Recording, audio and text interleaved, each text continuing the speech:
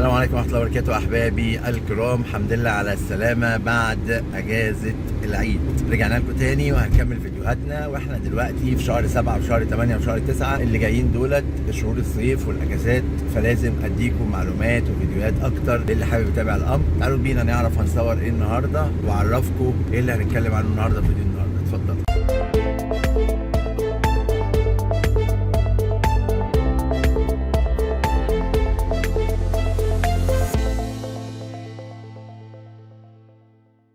السلام عليكم احبابي الكرام، دمتم بخير. معاكم محمد المهدي. النهارده هنصور الفيديو الثاني او الجزء الثاني من منطقه النورث هاوس او شمال بيت الوطن او شمال الحي الاول. صورنا الفيديو الاولاني، صورنا حرف الجي وصورنا المنطقه اللي حواليه، صورنا مكان الخدمات وشركه الكهرباء، صورنا الجزء دوت وادينا لكم معلومات برضو عن حرف الاف والمنطقه ورؤيه الضغط العالي. النهارده كملنا في النورث هاوس، دخلنا حرف السي وحرف البي وحرف الاي وحرف الدي، صورنا عليهم ومشينا عندهم. تقدروا تطلعوا دلوقتي وتشوفوا المنطقه ديت وتشوفوا وصلت لحد فين دلوقتي في الانشاءات والمباني. زي ما بقول لكم النورث هاوس لوكيشن عام حلو جدا وممتاز جدا، لكن مشكلته ان هو قريب من الضغط العالي في بعض مناطقه، فعشان كده لو هناخد فيه لازم نشوف بالظبط احنا بناخد فين المكان. ارجعوا لي بالمواقع اللي هتاخدوا فيها او مين الشركه او ايه الاوراق القانونيه والعقود واي مرحله، لان في مرحله 6 ومرحله 7 ومرحله 8، فهي افضل مرحله. ارجعوا لي عشان اقول لكم الكلام ده. يلا بينا اطلعوا شوف الفيديو وارجع لكم تاني على طول. اتفضلوا. استكمالا بقى الفيديو النورث هاوس عن الفيديو اللي فات. الفيديو اللي فات شلوحنا فيه لكن الحمد لله والشكر لله قدرنا نصور لكم فيه 4 حروف، لان هو طبعا خدوا بالكم ليه الطرق بتبقى مقفوله. كل منطقه جديده فيها شغل، كل مكان الموضوع هيبقى الدنيا فيه مقفوله. ليه؟ علشان خاطر الحديد والاسمنت بتاع الناس. طيب احنا دلوقتي خارجين اهوت من حته من جنب شركه الكهرباء اهيت، وهنخرج طالعين على ايه؟ طالعين على نكمل بقيه النورث هاوس. احنا كنا صورنا 3 حروف، حرف الجي وحرف الاي وحرف الاف. هنطلع دلوقتي على الشارع الفاصل اللي ما بين الحي الاول والنورث هاوس، وندخل تاني من عند حرف السي بقى عشان نجيب بقى حرف السي وحرف البي والحروف التانية دي. يلا بينا نعيش المغامرة مع بعضينا.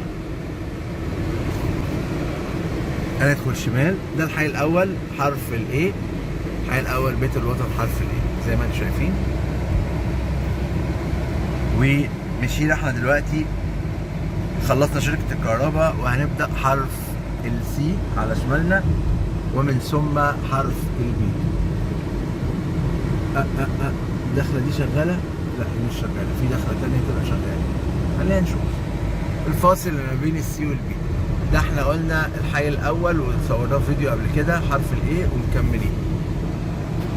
مش عارف المباني دي مخالفة ولا إيه؟ المباني الدور الرابع ده إيه قصته في الحي الأول؟ المهم ادي يا جماعة دخلنا تاني النورث هاوس ما بين حرف السي وحرف البي.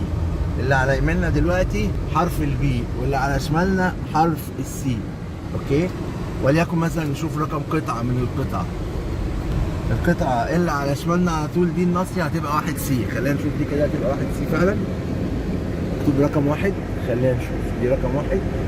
فعلا رقم 1 سي دي الناصيه، وفي ظهرها هتبقى 44 لو مكتوب رقم، وهكذا. وبعد كده القطعه اللي في وشها دي 45 ناصيه، ده حرف البي. هتفضل ماشي كده في حرف البي، وطول ما انت ماشي بيزيد معاك 99 97 98 100 101 وهكذا. زي ما انتم شايفين هنا حرف البي وحرف السي. ده كده حرف السي، دي كده بي حرف البي. كان في ناس شاريه في 101، دي قطعه 101 بي برضو، كان ناس من متابعيني، فديت هنا لو هم عايزين يطمنوا على مكانها. ودي 102 بي، ده حرف السي. واللي في وشنا ديت عماره مبنيه اهيت. اللي في وشنا دوت ايه؟ اللي في وشنا ده يا جماعه ميدان فاصل ما بين حرف الدي، يعني العماره اللي مبنيه ديت مبنيه في حرف الدي اهي.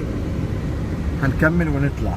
البي مكمل معانا، السي خلص يعتبر على شمالنا وفي وشنا حرف الدي، وبعد كده هنكمل على ميدان تاني ونطلع بحيث ان هيبقى في وشنا حرف الايه. زي ما انتم شايفين اهوت احنا طالعين قريبين من طريق السويس. قطعه 21 دي اللي على شمالنا وهكذا، قطعه رقم 19 دي وهكذا. اللي على يميننا ده حرف البي، هناك اهوت عماره مبنيه كمان في حرف البي، وهنا حرف البي على الفاصل. مشكله حرف البي انه في الشرق عنده في كهرباء ضغط عالي، وحرف الايه بقى شمال شرق. هنا الفاصل ما بين حرف الايه وحرف البي، الفاصل ما بين حرف الايه وحرف البي، وهنا حرف الايه اللي على يميننا وحرف الدي اللي على شمالنا.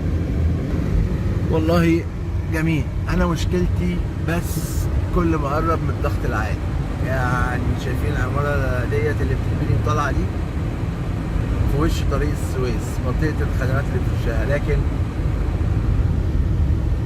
منه للضغط العالي. ربنا يسهل بشروط زي ما قالوا يعني. عشان كده حد بيقول لي فبقول له اضمن وخد جوه شويه عشان ما تبقاش قريب من الضغط العالي.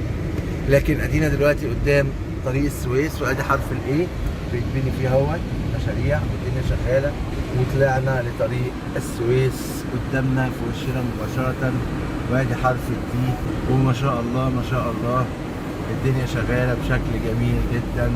بدات النورث هاوس تشتغل، ما كانش فيها اي عماره.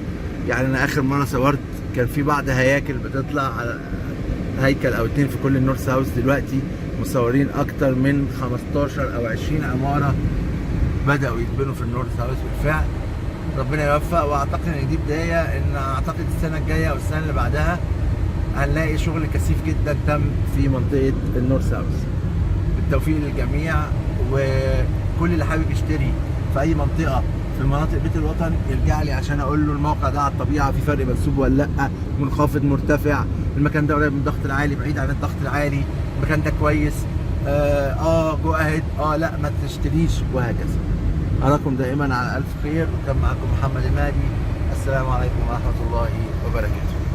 الحمد لله على السلامة. يا رب يكون الفيديو وضح لكم الصورة عن النورث هاوس ومنطقة النورث هاوس بشكل أساسي، ووضح لكم إيه اللي تم لحد دلوقتي فيها بالأعمال على الطبيعة. شفتوا دخلتنا من الحي الأول، شفتوا منطقة سي ومنطقة بي والمناطق اللي جوه، شفتوا إن في بعض حاجات اتميزت بالفعل وبعض عمارات بدأت تطلع بالفعل على الطبيعة. لو هتختار حاجة في النورث هاوس ارجعوا لي، ما تاخدوش قرار في النورث هاوس إلا ما ترجعوا لي عشان أقول لكم إيه الأفضل وإيه الأحسن وإيه الأوراق القانونية المظبوطة. أراكم دائما على خير، وكان معكم محمد المهدي. السلام عليكم ورحمة الله وبركاته.